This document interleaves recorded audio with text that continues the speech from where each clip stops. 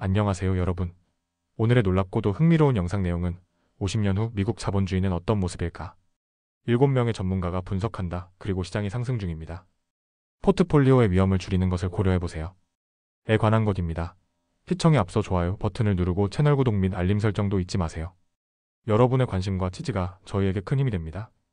첫 영상은 월스트리트 저널 기사를 바탕으로 50년 후 미국 자본주의는 어떤 모습일까? 라는 흥미로운 질문에 대한 7명의 전문가들의 예측을 소개해드리겠습니다. 미래에 대한 전망은 늘 불확실하지만 이번 분석은 우리가 지금 어떤 선택을 하느냐에 따라 전혀 다른 길로 갈 수 있다는 점을 잘 보여줍니다. 먼저 매사추세츠 공과대학교의 탈론. 에이스모글루 교수는 인공지능이 자본주의의 미래를 어떻게 바꿀지에 주목했습니다. 그는 AI가 모든 일을 자동화하면서 불평등을 심화시킬 수도 있고 반대로 인간의 능력을 보완해 근로자들에게 더 큰 권한을 줄 수도 있다고 말합니다. 결국 정부와 사회가 어떤 길을 택하느냐에 따라 AI는 디스토피아적 불평등을 낳을 수도 더 나은 생산성과 공정한 기회를 가져올 수도 있다는 겁니다. 다음은 스탠퍼드 대학교의 제니퍼 번스 교수입니다. 그녀는 행정국가의 쇠퇴와 지정학의 부상을 전망했습니다. 미국은 여전히 역동적일 것이지만 재정 위기와 다극화된 세계, 질서 속에서 자본주의와 국가의 관계가 크게 변할 것이라고 봤습니다. 특히 정부는 국가 안보와 핵심 산업에 더 많은 투자를 하며 해안 지역을 넘어 새로운 경제 중심지를 만들 가능성이 높다고 강조했습니다. 오렌 캐스라는 경제학자는 보다 현실적인 비판을 내놨습니다. 그는 최근 미국 자본주의가 쇠퇴한 이유를 이윤이 사회적 가치와 점점 멀어졌기 때문이라고 지적했습니다. 해외 이전, 금융 투기, 중독성 강한 SNS 같은 분야에 자본이 몰리면서 생산적 투자가 줄었다는 겁니다. 그가 제시하는 해법은 분명합니다. 국내 시장을 강화하고 투기를 억제하며 산업 정책을 통해 생산적 투자를 유도해야 한다는 것이죠. 또 다른 전문가, 캐롤라 프라이드먼은 새로운 공공-민간 협력 모델을 이야기했습니다. 앞으로 미국은 무제한 경쟁보다는 정부와 기업 간의 전략적 협력을 통해 경제를 운영하게 될 것이며 반독점 규제 강화와 함께 반도체, 청정에너지, 국방 같은 핵심 산업에서 민관 협력이 확대될 것이라고 전망했습니다. 미국 10국가 자본주의가 등장할 수 있다는 분석입니다. 컬럼비아 대학교의 글렌 허버드 교수는 더 강력한 사회 안전망을 강조했습니다.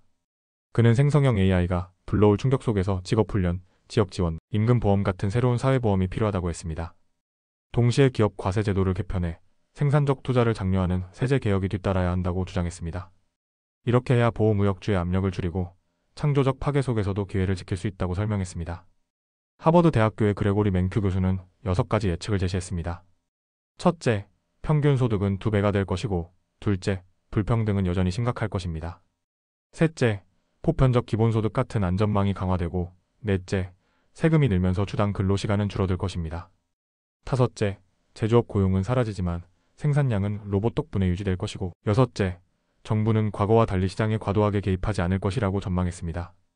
마지막으로 노스웨스턴 대학교의 조엘 모키르는 자본주의의 적응력에 주목했습니다.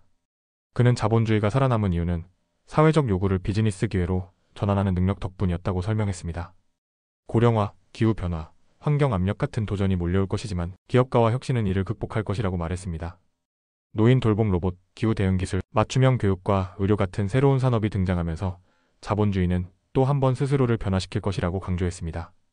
정리하자면 50년 후의 미국 자본주의는 지금 우리가 어떤 정책과 선택을 하느냐에 따라 전혀 다른 모습으로 펼쳐질 수 있습니다.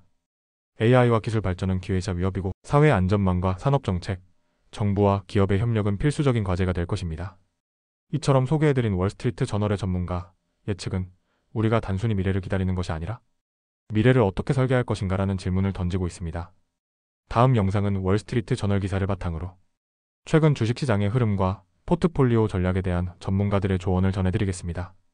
연준의 금리 인하 이후 S&P 500과 나스닥 100이 사상 최고치를 기록하면서 시장 분위기는 밝지만 동시에 위험 관리가 그 어느 때보다 중요한 시점이라는 분석이 나오고 있습니다. 먼저 대형주에 대한 경고가 나왔습니다.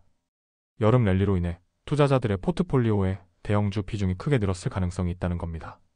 OMNI 패멀리 웰스 마이클 와그너는 상황이 좋을 때가 오히려 포트폴리오를 재점검할 시점이라고 강조했습니다. 대형주 지수는 과도하게 집중되어 있어 충격에 취약할 수 있으니 일부 비중을 줄이고 다른 자산군으로 분산하는 게 필요하다는 것이죠. 이와 관련해 전문가들은 중소형주와 해외 주식을 유망한 대안으로 보고 있습니다. SLATSTON 웰스 에린 깁스는 역사적으로 금리 인하 후 6개월 동안 중소형주가 대형주보다 높은 수익률을 기록한 경우가 많았다며 연준의 추가 금리 인하가 이어질 경우 소형주와 중형주의 반등 가능성을 크게 점쳤습니다. 실제로 S&P 600 소형주 지수와 S&P 400 중형주 지수는 변동성이 상대적으로 낮아 위험 대비 보상이 더 좋다는 평가입니다. 에스토리어 애드바이저즈의 존 데이비 역시 포트폴리오에 해외 주식을 포함시키고 있습니다. 그의 자산 배분은 선진국 주식 17%, 신흥국 주식 6%로 미국 대형주와 중형주를 보완하는 구조입니다. CHIC와 RY 웰스의 매기쿨릭은 대형주 밸류에이션이 높아진 만큼 해외 주식 비중을 전체 주식의 30%까지 늘렸고 방어적인 섹터인 필수 소비재, 유틸리티, 소재를 선호하고 있다고 설명했습니다. 두 번째 전략은 채권과 단기 국채 확대입니다. 와그너는 고객 포트폴리오의 주식 비중을 30에서 50% 수준까지 낮추고 단기 미국 국채와 사모신용 그리고 전천후 헤지펀드로 위험을 분산했습니다. 특히 초단기 국채 ETF를 활용해 유동성을 확보하는 전략을 쓰고 있고 일부는 기업 대출 펀드 같은 인터벌 펀드에도 투자하고 있습니다. 다만 이런 상품은 분기별 인출 제한이 있기 때문에 투자자 성향에 맞는 신중한 선택이 필요합니다. ALPHACOR이 웰스 에듀피스터는 투자자들에게 유동성 필요?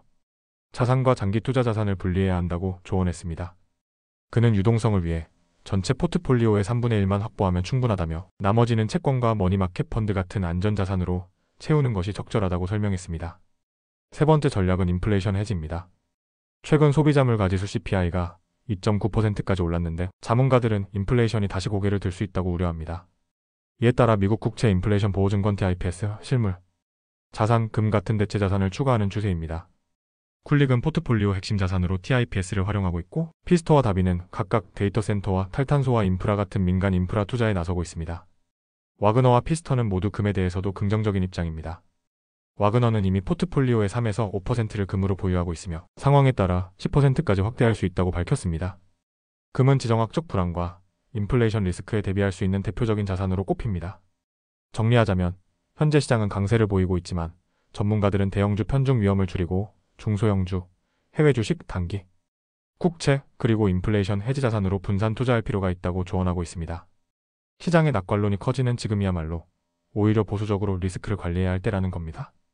오늘은 여기까지입니다. 다음 영상에서 더 유익하고 흥미로운 내용으로 찾아뵙겠습니다. 이 영상은 투자 의견이 아닙니다. 매우 감사합니다.